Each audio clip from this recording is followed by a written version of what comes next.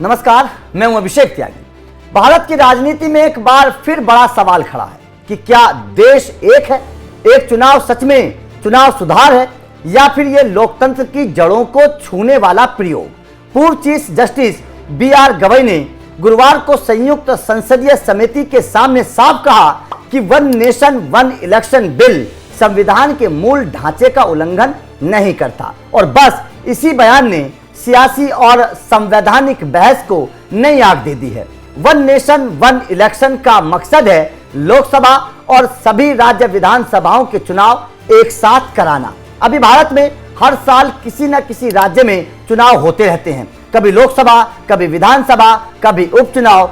सरकार का तर्क है कि वन नेशन वन इलेक्शन का मामला, इससे कितना खर्च होने वाला है, यह भी एक बहुत बड़ा सवाल है। प्रशासनिक मशीनरी पर दबाव घटेगा, ये एक फायदे की बात की जा रही है। विकास कार्यों में रुकावट नहीं आएगी, ये बात सरकार कह रही है। इस प्रस्ताव की जांच कर रही है संयुक्त संसदीय समिति, जिसकी अध्यक्षता बीजेपी सांसद पी चौधरी कर रहे हैं। इनको लेकर जस्टिस गवई ने जेपीसी से कहा है कि इस विधेयक के लागू होने से संविधान का मूल ढांचा, संघवाद या लोकतांत्रिक शासन प्रभावित नहीं होगा।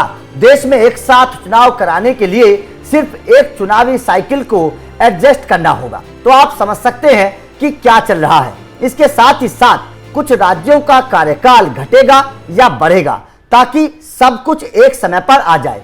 जेपीसी चेयरमैन पी चौधरी ने बैठक के बाद कहा कि यह प्रस्ताव संसद की क्षमता के तहत है और ये बहुत बड़ा चुनाव सुधार होगा, ये उनका कहना है।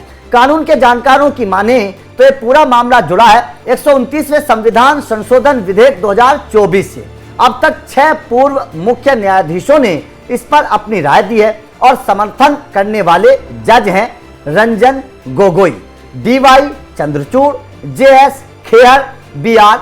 गवई। इन सभी लोगों का कहना है कि यह संशोधन संविधान के मूल ढांचे को नहीं तोड़ता, लेकिन यू ललित और संजीव खन्ना ने इसका विरोध किया है और केशवानंद भारती मामले का हवाला दिया है और तर्क है कि अगर कार्यकाल घटाया या बढ़ाया जाता है तो यह लोकतांत्रिक प्रतिनिधित्व और संघीय ढांचे को प्रभावित कर सकता है। भारत एक संघीय ढांचा है, हर राज्य की अपनी सरकार, अपनी विधानसभा, अपना कार्यकाल होता है। अगर सभी चुनाव एक साथ होंगे तो क्या राज्यों की स्वायत्तता पर असर पड़ेगा या फिर क्या इसके बार बार लगने वाली आचार संहिता खत्म होगी?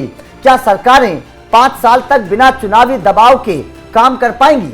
जस्टिस गवई और अन्य समर्थक पूर्व सीजेआई का कहना है कि संविधान संशोधन के जरिए यह संभव है और संसद के पास यह अधिकार है, लेकिन विरोधी धड़ा कहता है कि अगर इससे मूल ढांचा प्रभावित हुआ तो सुप्रीम कोर्ट इसे रद्द भी कर सकता है और यहीं से असली लड़ाई शुरू होती है। संसद बनाम न्यायपालिका। देखना होगा कि आगे क्या होता है और कैसे वन नेशन का मामला आगे बढ़ता हुआ नजर आता है। तो आपका इस खबर को लेकर क्या कहना है? क्या आपको लगता है कि one nation one election bill pass होना चाहिए, ये सही तरीके की प्रक्रिया है? कमेंट करके अपनी राय जरूर दीजिएगा।